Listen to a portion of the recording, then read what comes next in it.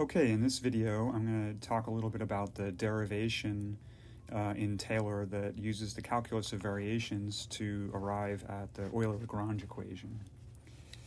So what this broadly is useful for is situations where we have an integral of some function of a parameter and its derivative and an independent variable.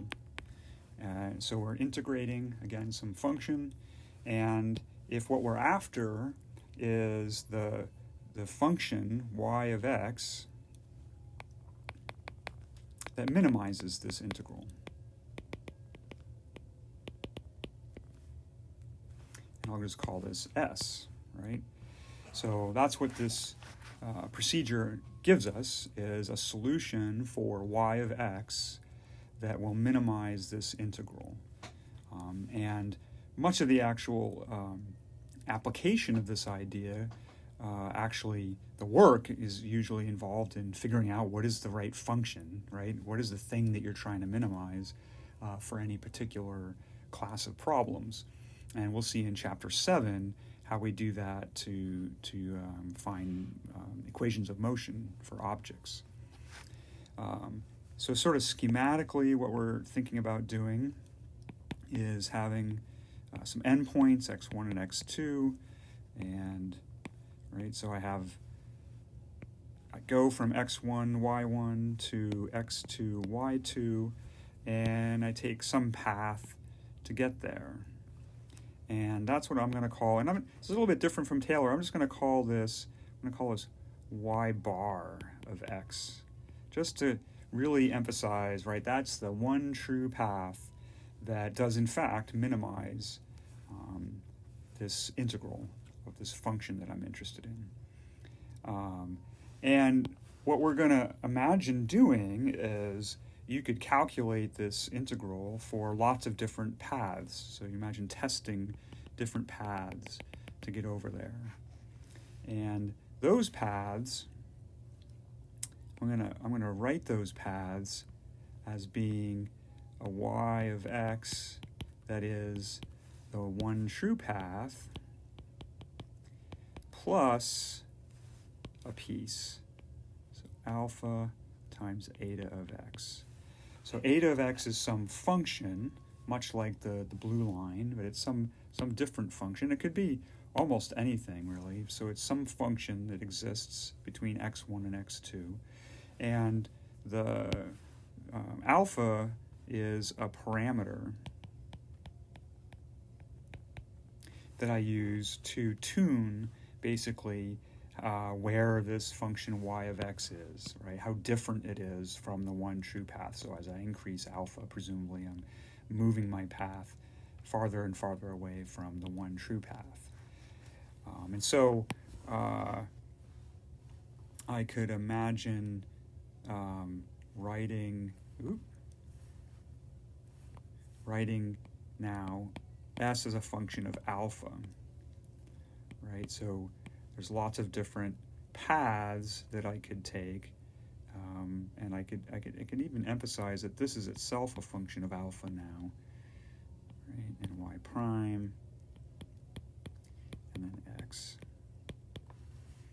And I should say that this eta of x has a property that its endpoints need to match up with the one true path, right? So eta has the properties that eta of x1 equals eta of x2 equals 0. 0 because when I'm at the endpoints, any function I'm considering, any y of x, has to match up with the one true function, which means that this piece has to be 0. So this eta of x has to go to 0 at these 2 points. So when added to the one true path to give me my test path, also the test path also sits at the endpoints. Okay, so that's a property of the eta function that we'll make use of in a little bit. And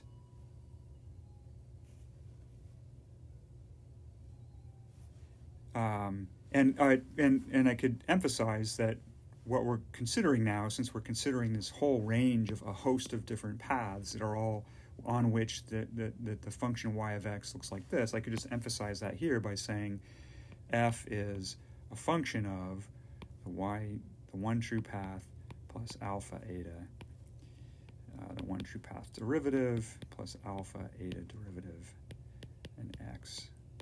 Just to emphasize what variables f is a function of as I integrate this thing. And hopefully this makes sense. Why is it y bar prime plus alpha eta prime, right? You know, so if my function y, and then what I need is to have its derivative dy dx, right? I would just differentiate this whole right-hand side, d dx. So I'm going to get dy bar dx. Alpha is just a parameter, so it's just alpha d eta dx. So that's why it's the primes there. And so our next step here is to, we're trying to minimize this function with respect to our path. And the only thing that we're changing about our path, remember, you know, y bar is, there is a one true path. It exists, whatever it is. I'm actually trying to find it, right? And eta is also similarly, we think of, we just pick a function to do this on. The thing that's changing is really this parameter alpha. And so we want to minimize s by finding its minimum with respect to our path, which means finding its minimum with respect to the thing we can vary, which is alpha. So we're going to imagine taking the derivative of s with respect to alpha, and we're going to set that equal to 0 to find minimum. All right. Okay, so to do that, I'm just going to grab this piece here.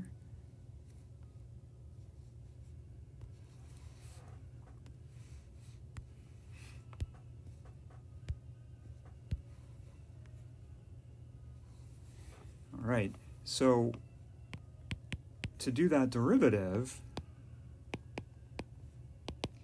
I need to differentiate with respect to alpha on my function, which is a function of y, y prime, and x.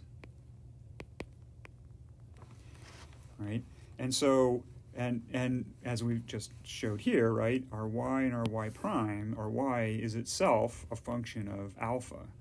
So f doesn't explicitly depend on alpha, but it does implicitly depend on it due to the ways in which y and y prime depend on alpha. So this is an example of needing to use the chain rule to differentiate this with respect to alpha. I first have to differentiate the function f with respect to its own arguments, and then differentiate those arguments with respect to alpha.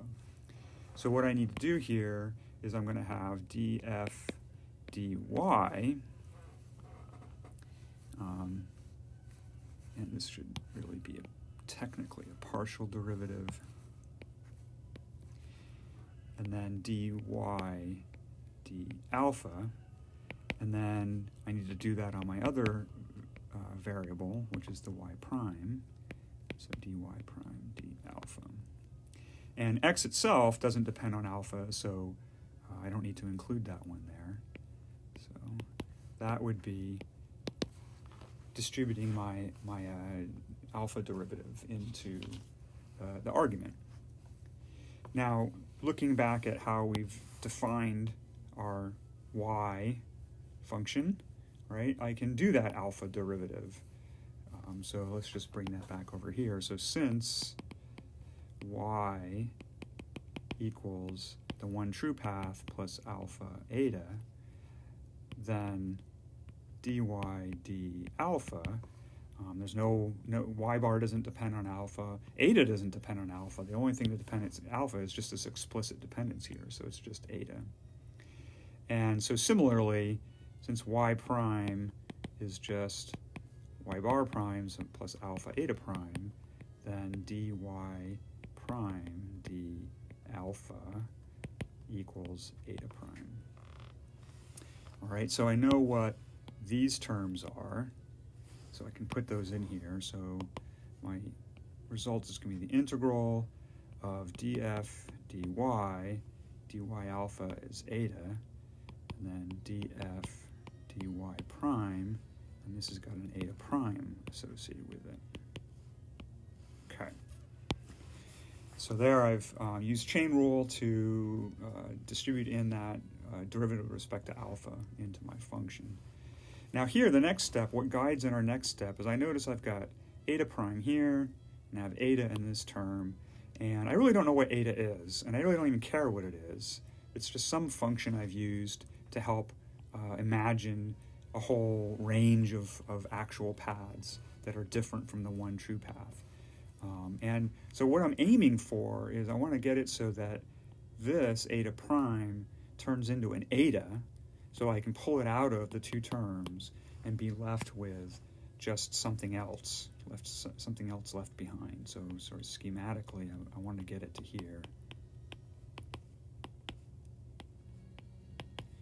That's what I'm trying to do, so that the eta is outside this integral. And so this is where our use of integration by parts comes in handy. And so just to go over integration by parts a little bit, although a lot of you seem to understand integration by parts a lot better than I did at your point. Where does it come from? It comes from finding the differential of the variables u times v, which would just be u dv plus v du. And then thinking about integrating that whole thing. And the integral of a differential is just the variable itself evaluated at its endpoints, final to initial. And then we're left with over here the integral of u dv, which is often rewritten as v prime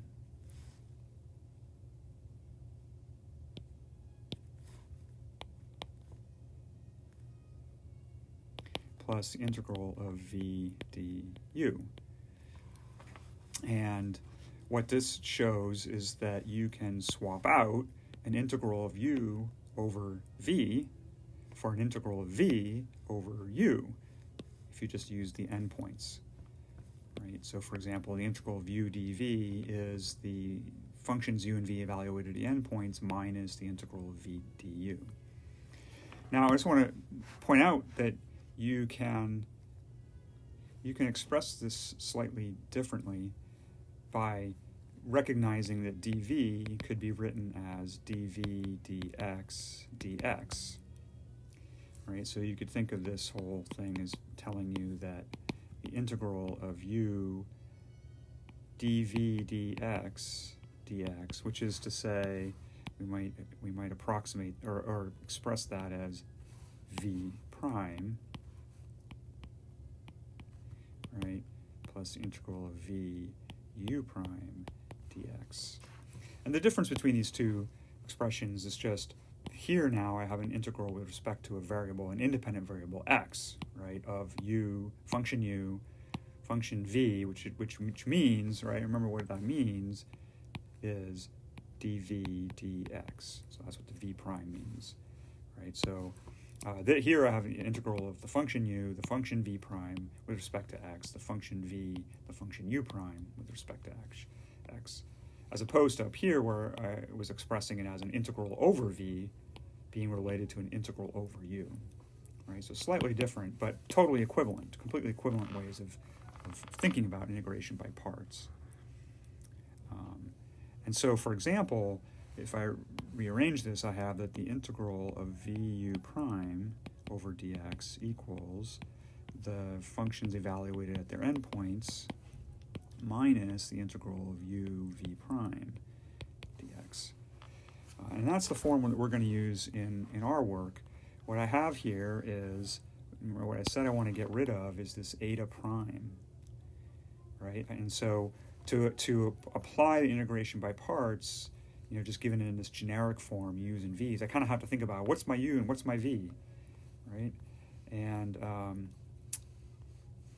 what I notice here is, again, I have this function eta prime that I'm trying to get rid of, and I want to convert it into just eta itself. So to match up with what I have written here, I think I would like to have my u go to eta, right? So that u prime means eta prime. And so then that means that this first integral here, right, this means eta prime, which is the thing I'm trying to, that's the term I'm trying to get rid of. And so if that's my u prime, then this piece has to be my v. So df dy prime is my v. So if I do this, then v is df dy prime, right? Which is pretty crazy to have this little function v standing in for this whole complicated thing, right? Derivative of the function f with respect to y prime. But that allows me, if I make this association, then I have over here the integral of df dy prime, right, times eta prime. That's equivalent, right, with this association. That's what this vu prime is, and that's what I have over here, right? df dy prime times eta prime. And so by my integration by parts, I can make that be equal to, let's see, my function u is eta, my function v is df dy prime, and I would evaluate that at my endpoints. And then I have the minus eta. And now I have to think about this. So v prime, right? V prime means, this means dv with respect to the independent variable, dx, right? And since in this association, I've said that that v stands for df dy prime. So this must mean d dx of df dy prime. Also a rather complicated expression, right? It's not so clear and obvious how that would drop out of an integration by parts, but by making this sort of just being clear and methodical about how you're matching up your standard u's and v's in integration by parts, right? This is what we arrive at. Now this is where we make use of this nice property of eta. Remember we said that eta has to be 0 at the endpoints. So if I look over here, in fact, maybe it would be helpful to, let me just grab this.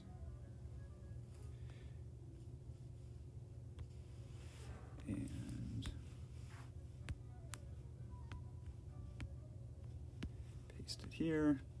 Okay, so this right here, right, is evaluating these functions at the endpoints. We know that eta evaluated at the endpoints is 0, so this whole term is just going to go to 0. So that goes away. And so in this case, as in a lot of physics problems, we are able to just swap the role of our functions from v u prime to u v prime. Right? Now remember, why were we doing that? That was to replace this one term, right, in our two terms that are sitting inside our integral. So we still have this guy over here, but now we can replace this term here. So let's write that dfy eta prime, right? So what we're left with is the integral df dy times eta, and now we're going to replace the dfy prime eta prime term with minus eta ddx of df dy prime.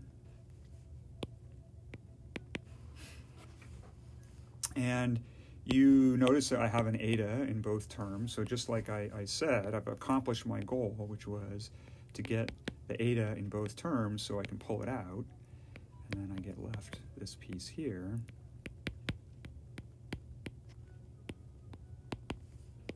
Right, and this whole thing is, remember, ds d alpha, which is supposed to be 0, right?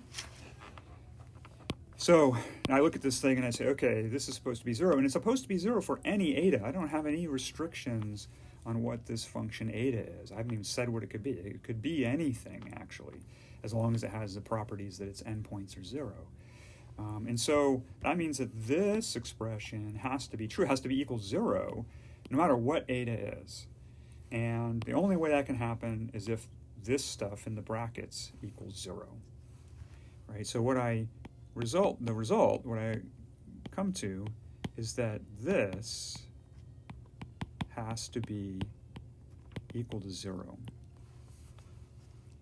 So this is a differential equation. It's called the Euler-Lagrange equation. And it's telling, so you solve this, right? This is a differential equation, so I still have to solve this, right? So again, you tell me what the f is. I haven't even said what f is. So if in your particular problem you figure out what f is, and then you do this to generate a differential equation, and then solve this differential equation for y of x. And the solution of this differential equation gives you y of x equal to our one true path. Right? So that's actually how, in the end, we're able to determine this quantity. What is the path y of x that will minimize this integral? Well, it's the solution to this equation, which is a differential equation. And so that's where, in terms of application, right? So once you've got this result, the Euler-Lagrange equation, to use it to apply to physics problems, then we have to do two things. First, we have to write down what is this f. So we have to learn to understand how do we know what the correct f is that needs to be minimized for, say, motion problems. And then you have to be able to solve this differential equation. And if you can solve it, then you're going to get the function y of x that describes your problem. And so that's really the topic of Chapter 7. Chapter 7 introduces what is the right function here for mechanics problems. And then we'll practice a whole lot of applying this equation to particular physics problems. This derivation just shows us where this equation comes from this idea of calculus of variations and minimizing this path over an integral.